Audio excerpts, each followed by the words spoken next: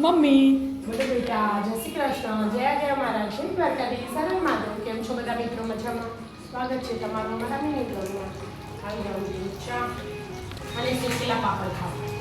શેકેલા કાલ તળેલા આજે શેકેલા જારીઓ કહેવાય જારી. હજી તો કેટલું બનાવવાનું ખબર પપ્પા? ચકરી બનાવવાની સાબુદાણા વાળી એ કરવાની એ પેલી એ કર સાદી સાબુદાણા સાબુદાણા બટાકાની આમ પેલા કુરકુરીએ બનાવી ને ઉપવાસમાં ખવાય ટામેટાનું બનાવવાના પાપડ, સાબુદાણા ટામેટાના પાપડ બનાવવા. પણ આ એકવાર બધું ઉકાઈ જાય ને ભરાઈ જાય ને પછી એટલે બધું આગળ આવે ને થોડું થોડું આજનો દાળ હજી તપાડીશું. આજનો દાળ તો કરી દેવાના.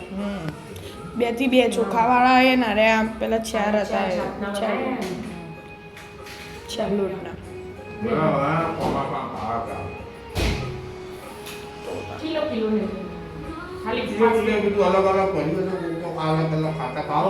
ઉપવાસ કર્યો હોય એના પર ફરાળી બનાવવાની.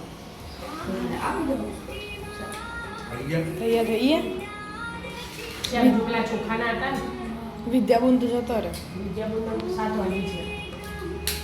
કેવા પૂછા આવે છે અંદર જે એનો ઉપવાસ ક્યાં હા હોય કેટલા પૂછાયા.